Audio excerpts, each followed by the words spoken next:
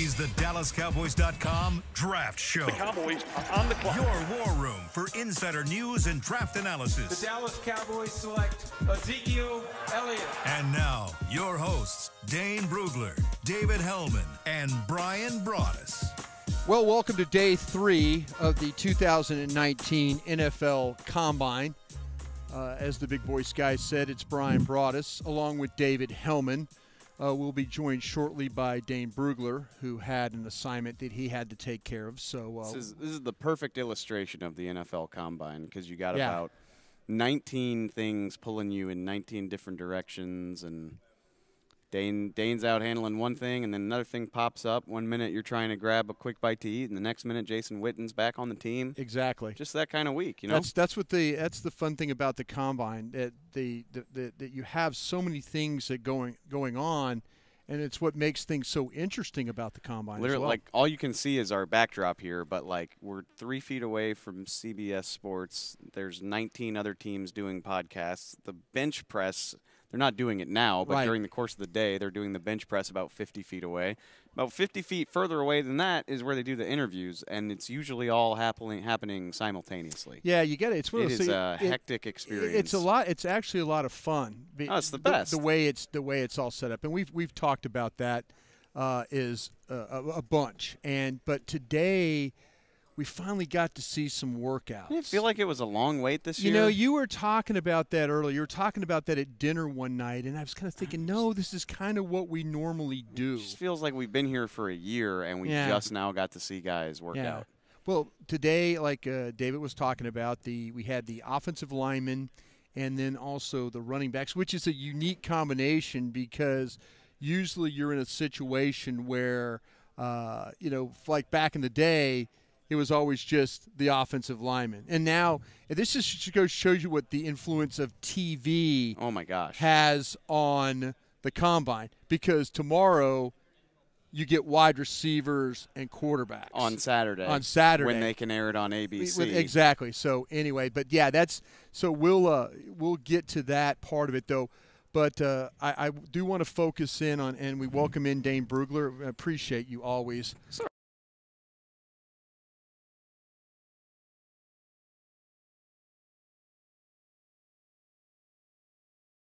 But Dave and I were talking about, though, the things, the layout, the way things are at the Combine. But we were talking about today being the first day that we actually physically got to see workouts. And it's nice to have you on today, as always, because you were in the stadium. Right. You got to the opportunity to go in and watch the offensive linemen participate in drills, go through. I was here kind of manning the TV screen in front of me and kind of keeping all the numbers. But, I'm sure we can all get into what we saw today and your impressions, you getting to see really the live look. As a group, was it what you thought it was with all these offensive tackles, with these centers, the running backs? I mean, was it what you thought it was going to be today once you saw these guys live? Like most positions, some guys were exactly what you thought. Others disappointed. Others were maybe a little better. And, it's so beneficial when you get to see these guys live. Yeah. The way they move, it's just a little different compared to the tape. And Andre Dillard, man, he was as advertised. Yeah. He was moving differently than everyone else out there. Washington State offensive tackle, yeah. The pitter-patter of the feet, the hips, the balance, really impressive. And I'm not just talking about like 40-yard dash. I'm talking the positional drills, the pulling stuff, the mirror drills. The movements were really impressive. And if you tell me, fast forward to the draft, if you told me Andre Dillard goes top 10, I wouldn't be shocked at all. Yeah. See, I kind of had it. Yeah. Wow. Hey. If you're a left tackle with those feet. I mean, we've been talking about him as one of the better tackles in this class the whole time, but that's some high praise. I thought it was really kind of borderline for me of him being a first-round player or, right in that, maybe the back end, maybe the front end. But I think now teams are going to look at him, and the footwork, as you said, Dane, matches how the tape is of him. He plays on his feet. He's not on the ground. He's in control. He looks completely comfortable in anything they were asking him to do. And again, like Dane says, it's not about with the 40 time with him because the 40 time was outstanding. But, I think you have to talk about him with the other tackles in this draft, the top tackles in this draft. And like Dane says, a little rich for me if he goes top 10. You said you wouldn't be surprised. Yeah, I'm not saying he will, but I would not be surprised at all. But because there's, let me tell you what, the Taylor kid had a really nice Jawan Taylor. Yeah. And he's not 100%. Yeah. He's still working with is it hamstring? I can't remember what the exact injury was. I'll tell you, what's impressive about him and Williams from Alabama to me was when you look at them both, that you talk about guys that play left-handed stance. Right. And then when they ask them to switch and put the right hand on the ground and then try and do drills and stuff, it was comfortable. Mm-hmm. It wasn't one of those things like, okay, he clearly has to be a left tackle or he clearly has to be a right tackle, David Hellman. Yeah, which, I'm thinking about it as a whole. You talk about this offensive line class, especially the tackle class. Tackle is what I'm looking at. I feel like I'm interested to hear y'all talking so glowingly. I don't want to say it was weak, but I feel like y'all weren't always this sold on these guys. Offensive tackles? Yeah. I think that's fair because, at the beginning of the process, when you talk about the strongest position in this draft, defensive line, and we didn't mention tackle as much, but I think it became pretty clear. After you watched Jawan Taylor from Florida, who we didn't necessarily know was coming out as a junior. Yeah. We knew about Jonah Williams, but once we really fully understood Dillard was a top guy. Ford, Little. Again, right. To hear you, and again, we've talked about Dillard plenty, and I would have said even before we got here, I would have said he's probably a first-round pick. To hear you say top 10, though, again, my impression at least of this group is there's some good players here, but Laramie Tunsil was your top-graded guy in an entire draft. Mm-hmm. You're not talking about that guy that kind of blows you away from the get, at least until now.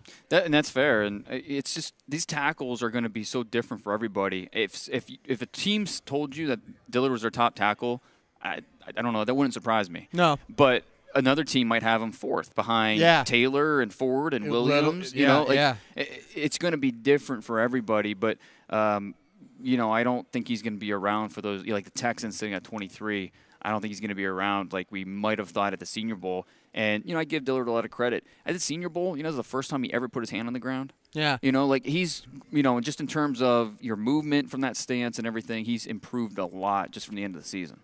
Yeah, it's funny that you said that because I felt like we had a handle on the tackles. I felt like that we had talked about that there's going to be. Well, I kind of thought, though, and again, I wrote about this when we first got here, was that Taylor from Florida and Williams from Alabama, there were people telling me when I was asking questions about Williams, they were flopping. And then I did a spot with the Giants today, and their group. And thank you very much, Giants, for having me over there. It was really a lot of fun over there to work with them. But everybody that they had interviewed was talking Taylor over Williams as well. So, maybe this is something that, again, we always talk about the draft scouts, the media scouts and the draft scouts. I'd like to think that you're kind of dealing with scouts here, dealing with scouts, guys that have done this. So, when the media scouts, and then they kind of catch up with really what's going on there. So, okay, the tackles, centers shine today a little bit, though, too, right? They did. Garrett Bradbury especially. And I wrote about this today in my Brian's note right there. Yeah. Impressive day for Garrett Bradbury. Yeah. The two most impressive guys I saw today were Dillard and Bradbury. Bradbury, he started the week strong, 34 reps on the bench over there. And then he finished strong this morning. Really, really impressive with his movement skills, just his hip action, his body control on the move. Just overall, he's a plug, especially for zone teams. He's a plug-and-play center. If you're a zone team in the teens and you need a center, plug Garrett Bradbury in. You have a starter for the foreseeable future, and you're doing just fine at that position. Any comparisons to maybe like Kelsey?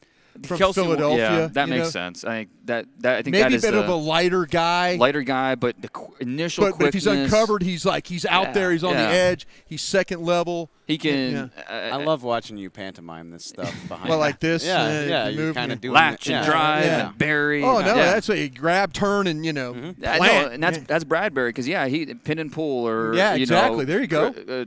sealing lanes and traps. Yeah. He can do all that, and it's something that. But the tape showed that too. It did, and then all of a sudden you show up at the combine, Dave, and here's a guy actually doing that. Yeah. Doing all the things that Dane was talking about. I love and I'm not saying I feel this way, but the honestly tired cliche of like the underwear Olympics, and obviously like the tape is so much more important, but. To see him be able to do this stuff and have that lateral, have agility, ability, athleticism, and to see it in person, I'm jealous that you got to go over there today. I'm glad you did. I'm glad you did. It was helpful for sure. But to see that translate, and not be able to show off that athleticism outside of the scheme of football. Right. I think it's not as important as tape, but it's worthwhile. It's part of the puzzle. For our buddy Rob Phillips, who went to school at Texas A&M University. Another center. You love this guy. Eric McCoy. Yeah. And see, when I wrote about him, I said I put him up in there. Let's go. I'm not convinced he'll ever make a Pro Bowl, but he's going to be a rock solid starter for a long time. Just plug him in, he's good. I don't know if he's Pro Bowl level, where he's going to be that type of guy. Because he's not explosive, but he's quick and he's strong enough, and he's going to create stalemates. And as a center, as an offensive lineman, that's all you want. You could watch him play against Alabama, and he's going up against Williams and guys like that inside, those big bugs, those big guys inside, and he's holding his own. I mean, he's not getting driven back. He's playing square. He's getting guys turned. Clemson was another one. There's some quality film. If you want to watch Eric McCoy from Texas A&M, and again, the speed, the time for him, I think, was in the low 4.9s. I think he had the fastest time of all the offensive linemen today. But 4.89, yeah. I first noticed him at the Senior Bowl. Yeah, I remember. And then Dane's like, "You haven't watched this kid? You haven't studied this guy?" And I'm like, "Okay, I get it. I'm going to study this guy." I didn't mean to belittle you. I'm sorry. No, but you're good. You're good in that way because you wanted me to study these. We're going to get into these. We're going to get into these running backs. You haven't looked at Miles Sanders yet? That's what's the matter with you? Okay, in my notes, I said that. That's what I'm saying in my notes. That's a name. We're going to get talking about this, but you talk about him. You talk about the Mississippi State. Elgin Jenkins. Jenkins, right? Yeah. You talk about him. He's the guy you said you'd stand on the table for. I know. That's right. I know. But you feel that way today? After today? Oh, you know what? He didn't run the 40, but I'll tell you what though, his tape is very similar to what you see with North Carolina State, with the Texas A&M, very similar. Different style. Different style of play, but the mobility is there. If you want if you're like running a heavy zone scheme, then Bradbury's your guy. If you want more, a guy that's going to play with power, right, inline, that's, to me, that's what Jenkins does better. And I think with one thing that separates Jenkins from Bradbury as well is the versatility. Yeah, Bradbury played all the positions, right? Exactly. And where Jenkins, if you want him to kick out the guard, he could probably do that. He played right tackle for a season. He could probably do that.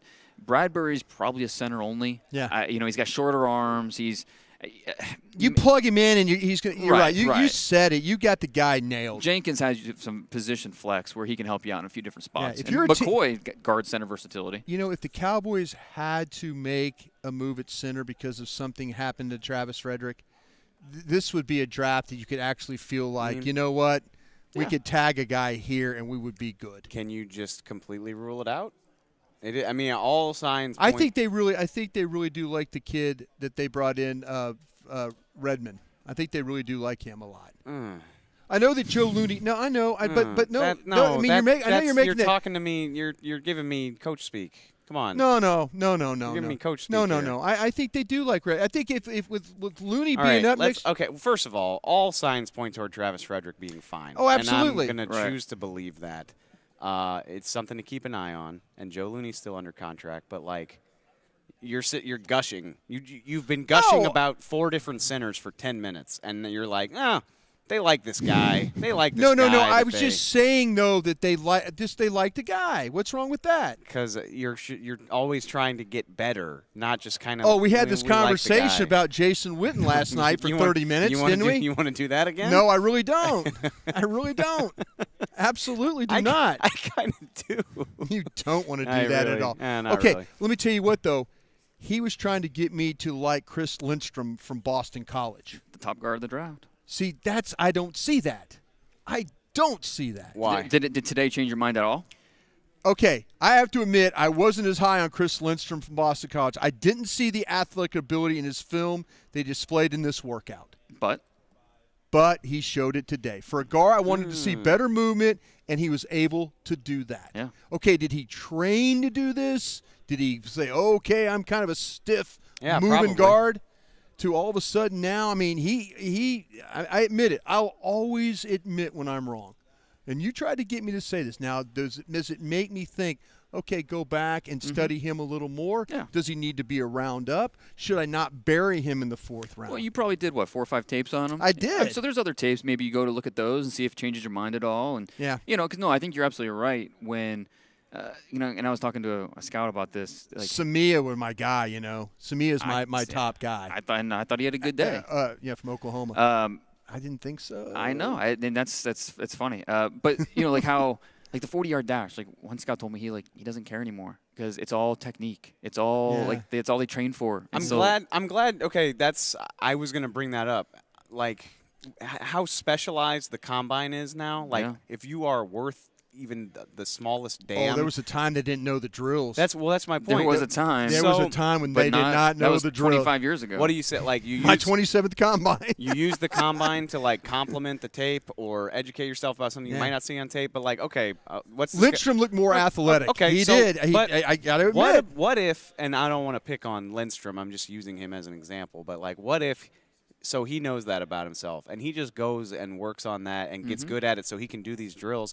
Doesn't necessarily mean he's better as a player. It's not football. You're just learning how to do these drills really well. It's fair. Is that concerning? Well, I mean, we can go year by year and look at the combine results and point out guys who tested well, who amounted to nothing, and whether or not you changed your grade based off the combine, that's part of the learning process for scouts out there.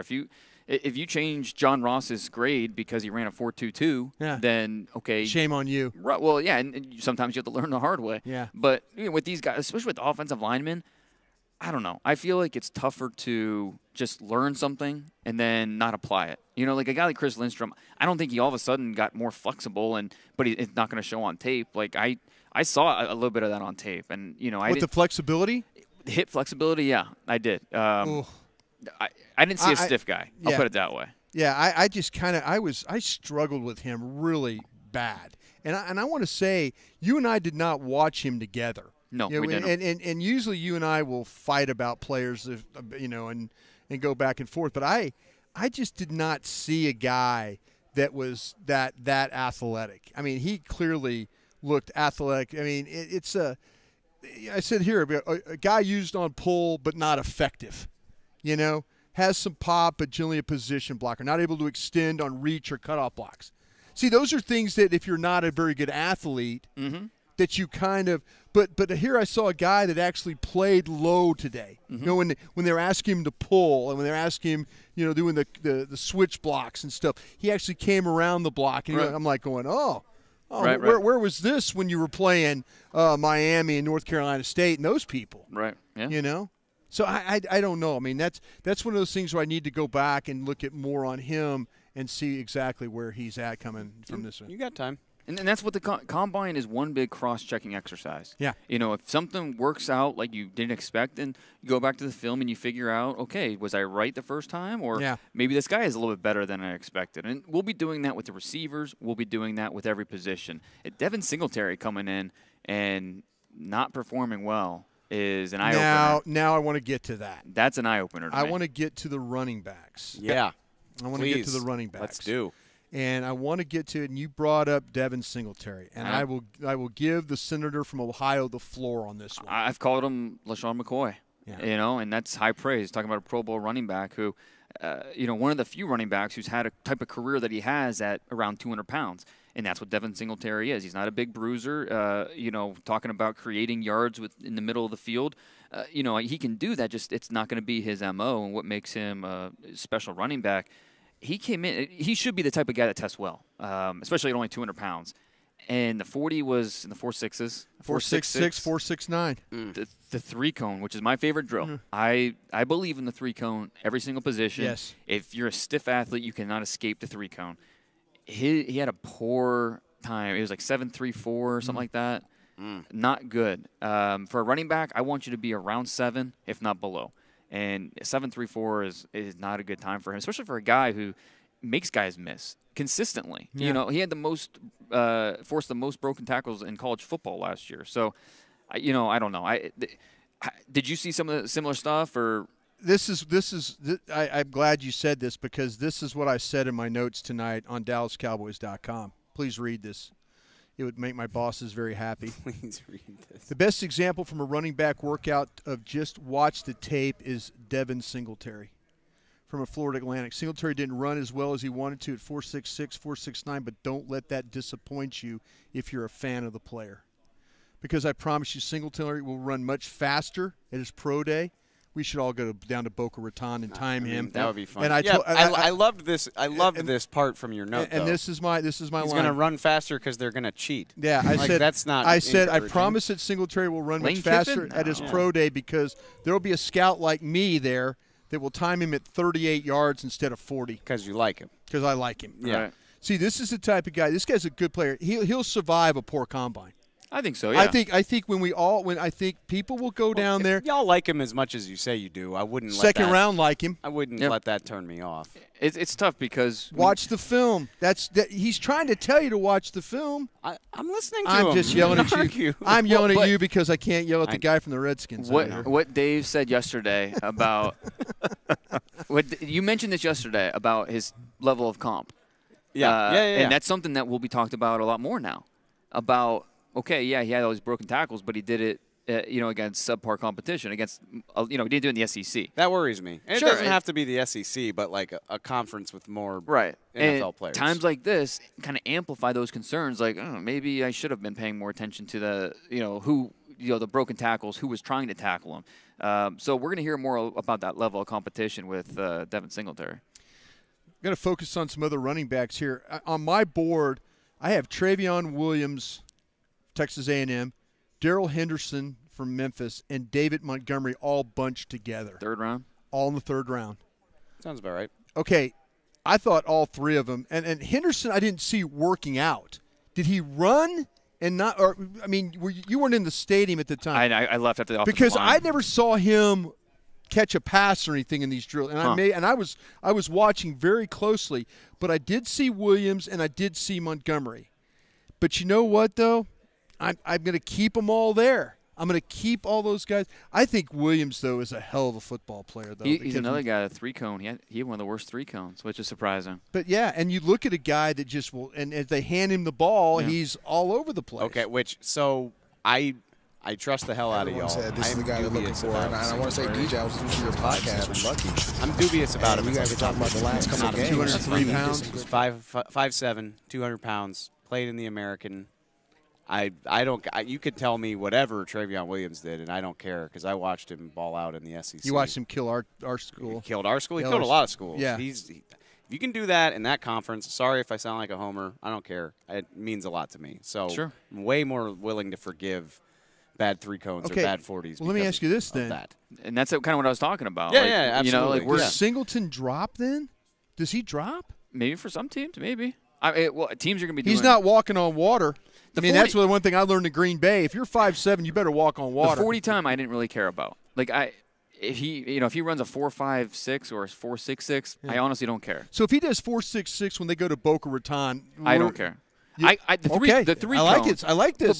But the three cone that bothers me because he's a guy change direction, quickness, Yeah. short area burst. He should hit those numbers, and he didn't. So you have totally sold me on that over the years, by the way. Like, just in the years we've been doing the this. shuttle drill. Watch the look at- defensive backs and those guys doing Yeah. that shuttle. I That'll watch tell you those. something. I watch those drills more than anything. Yeah. Like the 40s are fun, but Yeah. I don't care about the 40s. Yeah. there's only so many times you see a guy actually run 40 yards straight in a football game. Wait till we see Metcalf and those guys running the shuttles tomorrow. That'll be big. That'll tell you about these. I mean, these That's- kids were throwing up weights. It was impressive. Metcalf is throwing 225 around Yeah. like it's nothing. Yeah, and 27 reps, I think. Yeah. Unbelievable. But yeah, I mean, okay, what's he going to do in the three cone? Like, can you actually move with all Exactly. that mass? That's going to be It looks like a giant slice of pizza. Like, Yeah. oh. The giant slice of pizza. He's probably never had a piece of pizza in his life. Am I right though about Williams, Henderson, Montgomery? Are you? Yeah. Well, I like Montgomery a little more. I know you do. But, I know you do. I mean, not much more. I have. You know who else might like him a little bit more? These guys right here. Okay, yeah. That's okay. Now give us the nugget. Go a little nugget on us today. That's the best part about the combine is like you can being here. You learn a lot. Even when you're not trying. No, you're almost never trying. Right. Like when you try, that's when nothing happens. Nothing works. Nothing works. Go to get a cup of coffee, and you're like, "Hey, David." Yeah, it's kind of like when you're meeting girls. You know, it just when you try too hard, it doesn't work. That's a really good point, Dave. Wait a minute. What? You need to counsel me on my dating life after you counsel me on the draft. Yeah, I mean, I literally just you wander around, you hear some things. Yeah. You hear the Cowboys had a meeting with David Montgomery. There you go. Sound like they really like him, which I think a lot of people really like him. That's not unique to Thumbnail them. him then. He's an Eagle Scout. Character. I hate those Eagle Scouts. The intangibles are off the charts.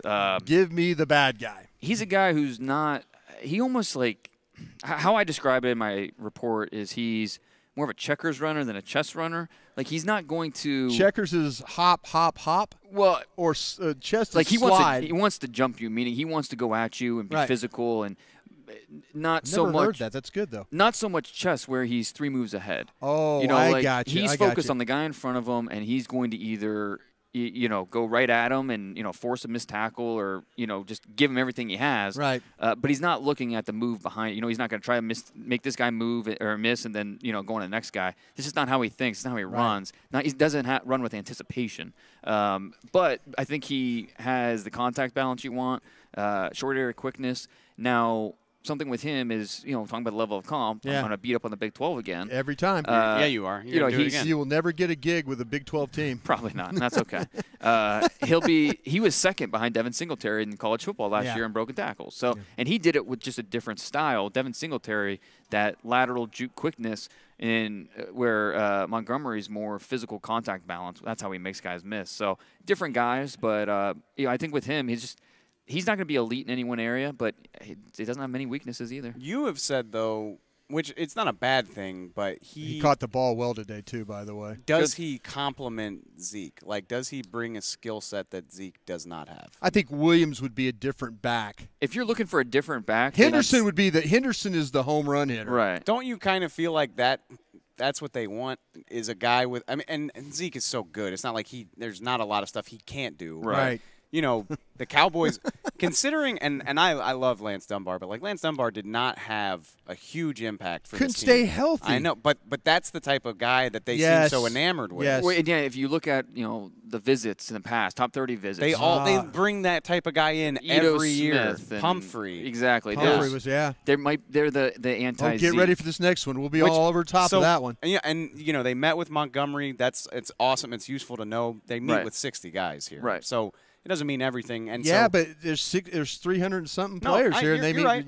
It means something. It does mean something. Maybe they're trying to figure out what kind of teammate Hakeem Butler is. You never know. Interesting. Yeah. The other thing too is their first 4th round pick is 128. I don't feel super optimistic that he'll be there.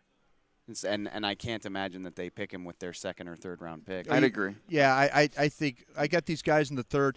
Let's be honest. Every team that's drafted a running back in the 3rd round, I'm sure I'm missing somebody, but it seems like that they've hit on these guys. It seems like the 3rd round running back. That's a simplification. I know, but I'm just saying, though, no, I mean, maybe we're talking about guys in 3rd round, and then they get in the league, and all of a sudden, a David Montgomery, Travion Williams, Darrell Henderson. Alvin Kamara jumps to mind. The new guy at Cleveland. Tevin Coleman, Duke Johnson. I mean, they've been all right. Yeah. Chubb. Chubb was the second rounder. No. John Dorsey's. Kareem Hunt. Kareem Hunt. Yeah. Well, okay. If this team say they are looking for that more of a change of pace guy, what about a guy who had a pretty nice workout this morning, Justice Hill? Oklahoma State. Glad you talked about that. And here's I've never heard this name until he ran a 4.4 Here's today. point number 8 for Brian Broaddus. 2 guys have had to study when I get back to the Star, Justice Hill from Oklahoma State and Miles Sanders from Penn State. Dane Brugler was trying to get me to get on both of these guys before the Combine, and I just ran out of time. He was trying. He says, you need to watch these 2 kids play. Well, I mean, Miles Sanders is basically he's like the He's not as explosive version of Saquon. I don't know what's in the water up there. Whoa. Repeat what you just said. Not as explosive version as Saquon. Okay. But, I mean, explosion is a big part of what makes Saquon Explosive Saquon. is a big part of it. The Giants are so happy that I went over there and we're talking about Zeke and Saquon. They were all we're from the draft running backs in the top 5 teams. If he's a less explosive Saquon, I assume that means he's got incredible balance and can catch the ball. He looked like he did it today. Because I like those things a lot. He was doing the wheel routes, the inside routes, everything to do to throw him the football. That kid caught them all. The biggest concern with him is ball security. He fumbled. See, I didn't know that. Well, I need to watch that. And in the past, I've posted the fumble rates. Maybe I should do that again this year. But Please had by far the worst fumble rate in his class. And this is a guy who you have to wonder. That's a bummer. I don't like that. I don't like that stat. But it's tough when you're playing behind Saquon Barkley and you don't get a chance to be the guy. It's cold. You're standing over there. Exactly right. Yeah, that factors in as well. Yeah. But when he had a chance to be on the field this year, taking over for Saquon, he's built really well. He runs the daylight. I'm a fan of Miles Sanders. But then with Justice Hill, when you watch his tape, man, he's running through some gaping holes. Big 12, once again, he's trying to take a shot at. Dane will not give this conference any credit. It's more a product of the offense because Oklahoma State plays so wide open. They stretch the field horizontally. Yeah. And so those offensive linemen play like 8 feet apart. They do. Exactly. They so, do. But he's quick. There's no quick. He's quick-footed, and he's got some juice to him. So, Justice Hill, it'll be interesting to see how high he goes. Coming in, I had a 4th-round grade on him, okay? And I think he tested much better than – not much better, but better. I'm trying not to get influenced. Yeah. Oh, I'm sorry. Like, what's wrong with your headset? I'm trying to get influenced. But I don't – so does he get pushed into the 3rd now? I don't know, maybe. But for a team looking for that style of back. There's no question. You tried to get me to look at 2 guys, and I let you down, partner. You didn't let him down. It's March 1st. It's fine. Well, he asked me to do it. He asked me to do it. He asked me to do it. I'll get it done. Yeah. I came into this being intrigued by Hill. When you run the best time, you're going to catch people's eyes. Even if the 40's not important. There you go. But what you said makes me I want to watch Sanders way more than I want to watch Hill based on that. You and I will get back. When we get back.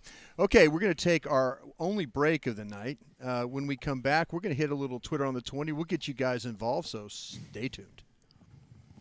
Essilor has been helping Cowboys fans see better since 1972 so they don't miss a moment on the field. Get glasses with Essilor's best vision, clarity, and protection with the Essilor Ultimate Lens Package. 3 innovative technologies in 1 lens. For a limited time, you can double your lenses for free when you purchase the Essilor Ultimate Lens Package and get a 2nd pair of frames. Find a participating eye care professional and details by visiting EssilorUSA.com. That's EssilorUSA.com. Terms and conditions apply. Do you want the most interesting, up-to-the-minute Dallas Cowboys news straight from the Star in Frisco? How about exclusive and on command? That's right, news and nuggets you can't find anywhere else. With our exclusive Cowboys content on Alexa, you can have all the answers, secrets, stories, and more. What's Stephen Jones thinking during a game? What's Joe Looney's favorite pregame meal? We take your questions to Cowboys players and coaches, and you can hear the answers directly back to you. Just say, Alexa, open Dallas Cowboys. If you're like me and you love...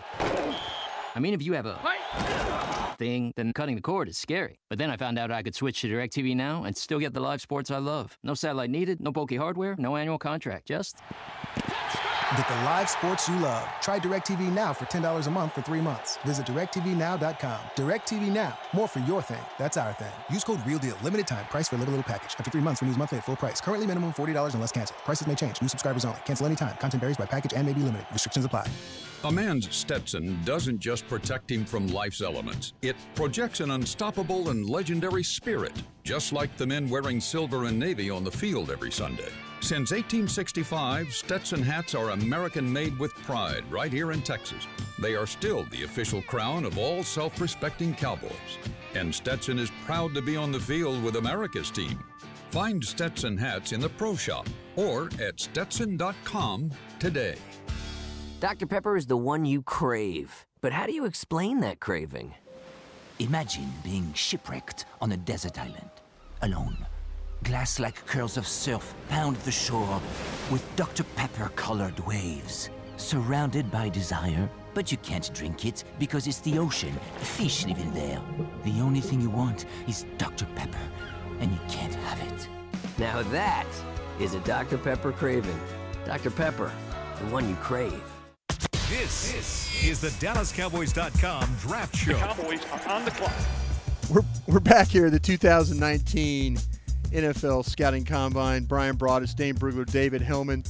Hey, on Periscope, we thank everybody that's hanging out with us. I do love me some Periscope. And Dane, they're taking a shot at you on Periscope, by the way. What do you got? Probably a Texas fan. They want to know. They want to know what conference put the league MVP this year. Hey, we were just talking about outliers. I mean, well, how about the league MVP? Well, actually, Baker didn't win it Rookie of the Year. He should have, but he didn't. Your Heisman's too. Heisman's Big 12 football is coming to the NFL. MVP. There's no question about that. It is coming. We've spent the last 3 days talking about. By the way, real quick before we get to Twitter on the 20, have you ever seen? Remember when we used to be across the street at the stadium in the club area? Right. You talking about Kyler's crowd? Could they have handled Kyler Murray's crowd today, or have you seen a bigger one? I remember Manti Te'o being big. Yeah. Cam Newton was big. Tim Tebow. It's not that impressive to me because I think this was a smart decision by the NFL to put it in the convention center. There's so much space, so it's a ton of people. But we got a lot of space here. When Jared Goff and Carson Wentz did this, it's in the little atrium outside of the club area. Yeah, it's a corridor, and so there's 90 reporters trying to talk to these guys in half the space. So I thought that was way more crazy and way more claustrophobic than this. Okay, you asked how do you were talking about the Super Bowl press conferences that he had, the meetings he had with the media. Kyler Murray. How do you think he handled today? Do you feel like that it was fine. Much better, kind of a soft talker a little bit? That's who he is, and it's funny, someone asked Hollywood Brown about what was the difference between Baker and Kyler, and he said immediately, well, Baker's a talker. Yeah. And Kyler is, pause, he lets the play do the talking. Right. He's like, how do I say this nicely? I don't want to put Kyler down. It's not his personality. They're two totally different personalities. Right. And if Kyler does in college or does in the NFL what he did in college, that's going to be okay. Sure. Team will be just fine with that. Teammates will, go to bat for him, but so it doesn't really matter. But when things get tough and, how is he going to react to that? If he's not good there in a press conference setting, Jared Goff was terrible. Yeah. In his press conference. Boy, he was. I remember I was standing probably 3 feet away from him when they were going after him about his hand size, and he was Jeff Kavanaugh 105.3 were like, "Yeah, take that. Yeah, take that." Kavanaugh was like egging him on. That was like, guy. Tell him, champ, tell him, champ, tell him. Okay. Again, if you got some questions on Periscope, love to take those. But right now, we're going to turn it over to David Hellman and Twitter on the 20. This is this smart questions. We got smart listeners. And by the way, thank everybody out there. We're doing so well on all. I mean, again, we do appreciate you guys and making this the hot list. This is a draft Knicks question. Okay, perfect. David says, "Why don't we talk more about the 10-yard splits for running backs?" I would think that time is more relevant. I would think that time is more relevant. David must be a scientist to a running back to measure hitting holes and bouncing outside. And absolutely. To Dane's point, top line speed is important, but how many 40-yard runs do you see in the NFL? Absolutely. Zeke had a bunch of them his first year. But he would not have done it without that 10-yard split to get going. Had a lot more his rookie year than years after that. That's right. Why? I think it's a good point. Honestly, we do it with the linemen for sure. Honestly, it's because we don't get the numbers right away. Yeah. If they treated treated the 10-yard split numbers like they did the 40-yard numbers, and we got them right away, and because of official times and all that. So generally, I usually wait till we get the combine sheet and have all the numbers and know, okay, this guy, this 10-yard, and so we have that right in front of us. But yeah, no, the 3-cone and the 10-yard split are, to me, universal drills. The 40-yard dash, I care more about that. Tom Coughlin down there timing them. Yeah, I care more for the 40-yard dash when it comes to corners, wide receivers than I do the other positions. Extended speed. Right, stride speed. Yeah. When it comes to the 10-yard split, it matters for every position because I want to know that initial quickness, that reaction quickness, your get-off, especially for edge rushers. But if you're a center, if you're a running back, if you're a safety, I want to know that initial 10 yards. If you tap out at 20 or 30 yards, okay, how do you do in those 10 yards? So there's no question the 10-yard split is, to me, the second most important time at the combine behind 3-cone drill. Braden says, was Holyfield the biggest disappointment today? I missed some of his workout, but his lack of hands and his lack of speed are concerning to me. You know That's, what? Holyfield out of Georgia. Yeah, I'm kind of thinking more Singletary just on the speed aspect of it. That's fair. But Holyfield, I mean, he's not fast. Like he wasn't fast on tape. That's not what makes Holyfield. Yeah, Holyfield. that's exactly right there. I mean, he's a powerful guy. He's going to play with quickness. I didn't expect him to run 4.8 though. I'll put it this way: how many times did you see him get caught from behind? He wasn't in a position to get caught from behind because that's just not speed's not his game. Somebody, the combine's fun too because throughout the week, NFL players are tweeting their kind of perspective of the combine, and somebody tweeted out a video of Holyfield blowing up our defense and was like, John Battle, 40-yard matter for this because it doesn't look like he's carrying John Battle, Devin White's jumping on his back. Exactly. Yeah. See, this is where again I applaud the kids that are willing to go out there and put it on the line and run, but don't get down on them as far as disappointment, and because again they worked, they know what they have to work on now. He'll never run a 40-yard dash ever again in his life. Yeah. If he doesn't wait, if he trains and he's still running the 4.7s, he won't run at his pro day. He won't need to. Yeah. So exactly. It's probably a great feeling. Like the last time you remember the last time you took a test in college, exactly. You're like, man, I've been doing this since I was 15 and I never have to do it again. No question about that. Okay. I think he's a better player on film though than what grade you give him? I was more in the 4th round on him. Yeah, that's where I had him. Yeah. Like Keep giving me 4th-round grades on good running backs. I love hearing that. How did he catch the ball today? That's part of the question, too. Right. I did not see him go do the pass catching drills. He's right about that, though. That's more concerning than that is a lot more concerning to me than that. Because he wasn't asked to do that a lot at Georgia. I don't need a guy not at all. that And we've said that about all those Georgia backs. Yeah, that's all true. the backs that have ever come through there. We say, they don't throw the ball to them. With that said, Chubb did a pretty nice job this year catching he sure the ball. Did. I'm not sure about Michelle. I didn't watch him close enough, but I'm sure he did better as well. So. He played for the Patriots. I assume he caught some passes. Yeah, it's more of an opportunity thing than an ability thing. Dane, real quick, Dave, if I could, is Raquel Armstead? Yeah, he had a good day. He did. Is he a good compliment to Zeke? When you watch his tape, I haven't seen him on tape. It depends. What are you looking for most at the compliment? Like, what really worries me about Armstead is he was god awful catching the ball at the Senior Bowl. Yeah, that was a big problem for him. He didn't do very well here either, and that's a problem. Yeah, he's a strong runner. Yeah. The 4.4 today that he ran was awesome, but he's just not a guy that's going to help you necessarily away from the ball. He did okay in pass protection, but he's not strong in that area. Temple Ridge is a good player. You see a lot of acceleration, quick feet in the hole. It's kind of a short stepper, so I'm anxious to see what his stride looks like. Am I seeing this right? On tape, it's just boom, boom, boom, boom, boom. Feet are down quick. Yeah, he did. 10-10 broad jump. Speaks to the lower body burst and explosion. Yeah, how about that? That's impressive. Not bad. Not bad at all. I'm sorry, Dave. No, you're good. Our buddy Jonah wants to know. Hello, sir. He says Phil Haynes, the Wake Forest guard. Yep. Thoughts? Powerful. He's a power dude. He repped it on the bench too. I think he has 33 or something. I don't know. Do you have the results in front of you? Yeah, I'm gonna get to you while you keep talking. He was a guy that I know some scouts were pushing for, like Senior Bowl. Like this guy needs to be at the Senior Bowl. They decided not to. Yeah, 6.035 on the measurement, 322. And then you look at him, 5.22, about a 5.21 on this, and then 33 bench. 33 bench. Yeah. Yeah, he was right there. 31 vertical jump too, not bad. 9.5. 31. That's really good. I think we talking about the because he's a guard, interior lineman on the vert. The average in the NFL, 28 among interior offensive linemen. And explain what you just did, what you just said there. So I took the top 30 players at each position in the NFL, and then I went back and I researched all of their combine, with their testing numbers, and then to get an average. And so for the top 30, I'm just, it's very subjective, top 30, right. But, you have to trust me on that one. So, and then I broke it up by position. Interior offensive line, I combined guard and center. So, yeah, vertical jump, 28. What was this, 40?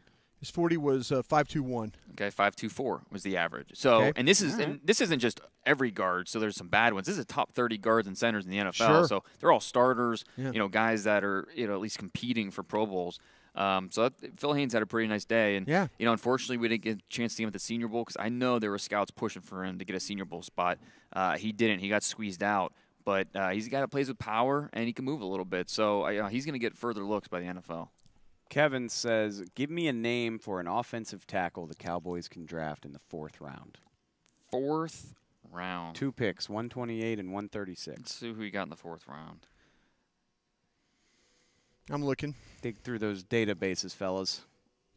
Cajuste, West Virginia. Cajuste was a guy. You've been talking about that guy all freaking day. I thought the guy had a really good workout today. See, I saw the opposite, and I love when y'all don't agree. To me, it matched his tape, like where he's Yodny Cajuste. There we go. Like he's a former basketball player, so he can move. Oh, he can move. That's what I was impressed with how big he was and how well he moved.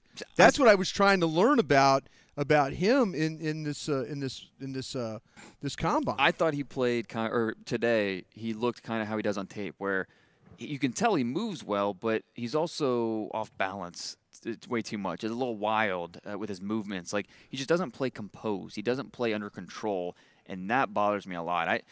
One thing I've learned over the years when scouting these guys at any position, how the importance of balance, especially for offensive linemen. Sure. And his lack of balance really worries me, and I saw that today on the field, and so that's why people have been throwing out 1st round.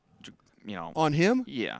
I had him in the 3rd. Yeah, and and now with and that's not crazy. You're probably thinking 4 or 5, or you thinking 4? Well, I'm thinking like day 3 he's still around. You know, like 4th round. Okay. So I have him in that group with Howard and yeah. Sharping and those guys. That's who I have him with. Yeah, no, that's fair. I mean, Sharping is another guy who I think he'll probably go top 100, so I don't think he'll be there in the 4th. All right, you don't like Cajuste. Who you got? In the 4th round, is Howard there for you? No way. I think he's top 60. McGarry? No, I think he didn't perform. He didn't test as well as I thought he would. Some incongruence on the boards here. I like it. But McGarry's gonna go. Where do you have them in the 3rd? I have McGarry in the 4th. I think him and Romer, and Romer disappointed today. His tape is not great, and I know our buddy Daniel Jeremiah was very excited about him. Was he? When he was watching the tape of him. San Diego State kid. I'm sorry, we need to throw these schools in there. I didn't think he had a good day at all, Romer. I didn't think he did either. No, he had his hips, his feet, I don't know, they were all over the place. They were all over the place today. It's tough because if you don't like an offensive lineman enough to take him top 100, like, what's the point? What's the point? Yeah. So, I mean, I'm trying to find a guy. Daly? What about Trey Pipkins? Sioux Falls. Pipkins? Okay. Sioux Falls, the school? Yes. Not the city? No. Correct. Ooh. Yeah. Pipkins. Brugler special. D2. Oh, my God. No. Okay, we're not drafting a D2 Ali kid. Marpet. We're not. Okay, cool. That's awesome that it worked out for him. We're not doing it. Will McClay won't do it either. You're probably right. How many non-Power 5s has Will McClay drafted in the last 3 years? The question was and about Boise State doesn't count because they're like the royalty of non-Power 5s. We were talking about 4th round tackles. So who is my guy again from Jacksonville? I keep talking about Jeremy Parnell. Jeremy Parnell. I lean toward thinking I know Lyle 1-year deal. I know Lyle Collins is in a contract year. Yeah. I feel like they're going to go the stopgap approach this year. Yeah. Like, I don't see this team investing heavily in a tackle in the draft. I mean, anything's possible, like if it's just too good of a situation to pass up, but that's just kind of the inkling that I have. And when we talk about 4th round tackles, I mean, you have to think about it like if you're purchasing anything, there's a reason it's discounted. Yeah. There's a reason it's on sale. And what's that reason? For a guy like Chuma Edoga, the USC tackle, who has terrible football character. You have to worry about him. Does he have the toughness to play hurt? Is he going to give you full 100% from the get-go every single snap? Probably not. But if you can coach that out of him, then you're going to have a starting tackle, but you're probably not going to coach that out of him. So he's one of those discount guys in the 4th round where, maybe there's a chance he hits, but he's going to, really bother you with some of the stuff that he does. I'm going to take a guess that Ernie's got our next question, and I think he's probably from the Pacific Northwest. Because he wants to talk about UW's Myles Gaskin and Wazoo's James Williams, both of whom I am intrigued by. Both pretty good pass catchers, and that's tell me more. James Let's Williams, go. he had 60-plus catches last year. Let's draft him. Let's get him. Come on. He can catch the ball. And Myles Gaskin, he's been a model of consistency the last 4 years. I think he had over 1,200 yards each of those 4 seasons at Washington. So on one side, you have a guy that's taken a lot of punishment. On the other, and then for a smaller guy too. What do you weigh in at Myles Gaskin? He's around 200 pounds. Myles He's Gaskin, below 200 pounds. Let me get you right here. Hang on. Make sure you read all 4 numbers. Oh, you know I'm going to read all 4 numbers, David. You Don't think I'm not. Let me just. You guys got to talk while I'm doing this. It's infuriating watching you. Oh, use he came out 2:05. Okay. Okay. No, that's pretty good time. That's yeah. a good wait for him. 5:09.2, 2:05. He reminds me a lot of Giovanni Bernard. Oh, okay. Who he's kind of a disappointing career compared to the hype. And that's what you're talking about in the 5th round with Myles Gaskin. Yeah. Okay. So a guy who's he's kind of limited. He doesn't have great power. Where do you have Benny Snell? I struggle. You brought him up the other night too. I kind of was watching him today, and he caught everything. Again, people are saying, did Justice Hill get hurt in that 40-yard the second run and not throw? Did he? Or did he not work out? I thought I saw him catch it. People are saying one guy just said here, he didn't catch. Because I was watching the Penn State guy catch, and anyway, I'm sorry about that if that's the case. But talking about Benny Snell. Mm-hmm. I saw him catching all the balls today.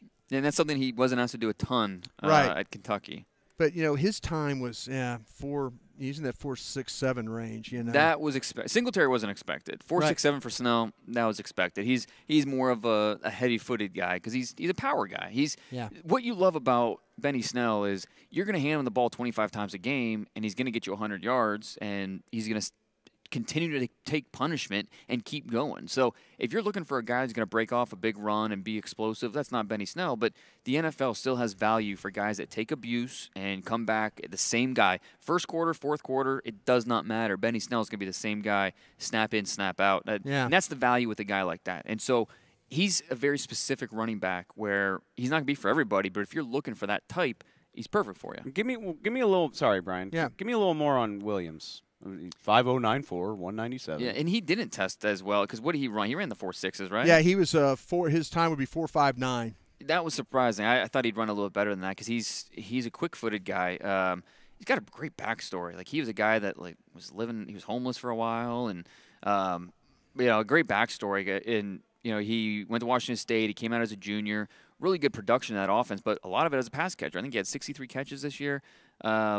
He's looking for guys who complement Zeke. Yeah, and just saying. Yeah, he wasn't asked to do a lot of pass pro in that offense, but he's a guy that he at least has the baseline measurables where and the asking price too. He's more of a late round guy than anything. So he could be 5, 6, 7. Where were we? 5 to 7 somewhere. Somewhere in there. Okay. Yeah, he's in that. Jumble up these late round running backs and see where they fall. Guys like. Jordan Scarlett, L.J. Scott, those types. We got a question about Scarlett too. Yeah, the Florida running back. He ran good and ran well in the 40-yard dash. Not so much in the 3-cone. I saw his 3-cone was pretty disappointing, but remember when we talked about Antonio Callaway from Florida last year and the credit card scandal, and he was a part of that. Oh, good. So he missed all of 2017. Came back this year, and he shared the load with P. Ryan, Samaje's cousin, I believe. At Florida, and so he's a solid guy, but I don't know, nothing exceptional about him. He's going to be a day 3 running back who is going to make a team and try to carve out a role. Stern wants to know what's the first position the Cowboys will double up on in the draft: wide receiver, defensive line. Wow, he really wants that question asked. He gets you both ways. Both ways. To me too. Yeah. Okay, both ways. If we consider defensive line as a whole, then it's definitely defensive line. Yeah, I think so too. End and tackle. Yeah, but if we separate an end and tackle, then. Maybe. Well, they just doubled up at receiver last year. Right. So doesn't mean they won't, but it's kind of hard to see, especially with Hearns staying on the team. Do they double up? I would, especially with so few. I mean, 6 picks? Yeah. I would lean toward no. I'd be surprised if they I would did. lean toward no. Yeah. Or maybe, if you count DB, I could see cornerback and safety. Right. You could maybe do that, but. Yeah, I think I would be kind of surprised if they double up, like truly doubled up. You know what I mean? Like 2 D tackles or 2 safeties. Like, I agree. 2 wide receivers. Okay. Do you have any more questions over there, Dave? Jordan asked this question, like, I don't know. It's kind of cheap. He said, if you could pick one running back in this draft to be Zeke's backup, who would it be? Which, like, I get the question, but like, I don't know, who cares? I mean, if you want Josh Jacobs, who cares? You're not going to get him. Right. So arrange that to be realistic, I guess. You know what I mean? And which David Montgomery, like, is it realistic to think that he could be there for you with a pick that you want to use? Or Justice Hill, maybe? That's what I'm thinking. I mean, Dane's got it interesting now with, maybe Hill, maybe Williams, maybe Henderson. I mean, it's all those third-round guys. Yeah. That's kind of with all these backs, maybe somebody slides. Maybe somebody slides a little bit, and then all of a sudden now you're looking at one of these guys, and you had a third-round grade on him, and you got him with the first, your first pick in that fourth round. What about the guy we didn't see today, Bryce Love? Bryce Love. See, I wrote about him. Yeah. Yeah. That's so intriguing. Out of sight, out of mind, because he interviewed him. He was at the podium yesterday. I listened to. I mean, as you would guess, he was sharp, and he said yesterday that he thought he could be ready for camp, didn't he? Something like that. I mean, and with the way they do ACL surgeries and all that, I think he could be ready. Maybe come off PUP. It's not that far fetched. Right? It's not. Yeah. That's intriguing. It is intriguing. It is definitely. Because we're talking about third-day guys, they're discounted. Why are they discounted? With Bryce Love, you know why he's discounted. It would be very Cowboys. It would be very Cowboys. Yeah. He one of the big knocks on Bryce Love this year was lack of production catching the ball. He had 20 catches this year, so they heard that and they worked to get him more pass catching opportunities. Yeah. I love that. I mean, that's college football, especially Stanford runs that kind of offense. Like 20 is not a lot, but well, look what they did with McCaffrey, though. No, I know. Right. I mean, that's true. But that's compared to what they did with Bryce Love the year before. If Bryce Love comes out last year, he's a second-round pick. Am I right? Top 75, yeah. Yeah. If he falls to 128 and he's a top 75 pick, and maybe he won't be ready on the first day of training camp, but you can take him off PUP in August or September. Yeah. Well, he would have been a fascinating if he didn't have the ACL injury, right? And he had this disappointing senior year, like he had, right? Where would he have gone? Third round, fourth round. It's hard to say. We'll never know for sure. But adding the ACL is just another reason why he's discounted, and that's why he is a realistic opportunity in the late fourth. Would you rather take that chance or just draft, a more sure commodity? Take the Memphis kid. You like the Memphis kid. But you have Henderson. You'd have to probably use a second rounder. Yeah. I mean, because we have to remember the third rounders. That's true. Late. Well, okay, and that's what I wanted to say before Dane brought up Bryce Love is you talk about a guy sliding. Stephen Jones said Tuesday they want to use a late pick on a running back. They don't want to use – but the age-old question of, like, if he's truly BPA, best player available, you think they'd do it?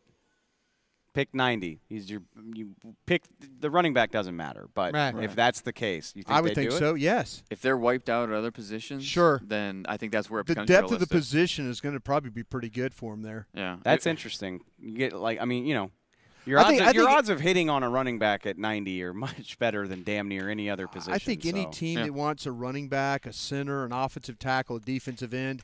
I think everybody's going to be happy about that. I think those are positions going to stretch. It just depends who's I don't think linebackers are going to stretch. I feel really confident in my ability to get a running back on day 3. So it just depends who's there. If there's an A running back, a B, defensive tackle, and then a bunch of C's, I'm probably taking the B defensive tackle over the A running back. Window dressing your board. No, just window dressing that board. You have to be realistic. No, I agree with you, and that's BPA doesn't actually exist because you have to. It's best player available towards need. You have to think about those exactly. things. That's what it is. Unless it's just such a glaringly obvious choice where you're like, we got to take this guy. I mean, like if Noah Fant fell to 58, sure, a team that had 5 tight ends would still probably draft that guy. Yeah. Anyway, sorry. Makes you wonder why he's there in the first place. Last 3 minutes. So, again, thanks everybody out there for Twitter on the 20. We appreciate all the questions. We appreciate all the questions and comments on the Periscope as well. Dane Brugler, set us up for tomorrow and what we got going. So tomorrow we'll have quarterbacks out there, wide receivers and tight ends. So good chance to see Dwayne Haskins throw. How does he look throwing the ball around, especially in comparison to Drew Lock and Daniel Jones? And those guys, wide receivers, 40-yard dash. DK Metcalf's going to fly, but what does he do in the three cone, the short shuttle? The short shuttles, yeah. How does he do change direction-wise? Yeah. How does he do catching the ball and his routes? So these wide receivers, we want to see N'Keal Harry, Kelvin Harmon, Butler. We want to see the bigger guys, how they look, doing their drills. And then, I mentioned the quarterbacks. What does Dwayne Haskins look like? Does he look comfortable? Does he, I want to see, if you're a top 5 pick, I want to see you look like it. And so we'll find out tomorrow. Yeah. I mean, I tell you what, I was impressed. I was watching the wide receivers. There used to be a time when the wide receivers didn't bench. And back in the day in the combine, they just didn't bench them. I remember, and I think I'm right about that, because I remember not ever having to put numbers in for wide receivers. No. And now these guys go up there, and a guy like Jalen Hurd throws 23 up, and we got our guy, guys throwing like Gary Jennings throws up 20.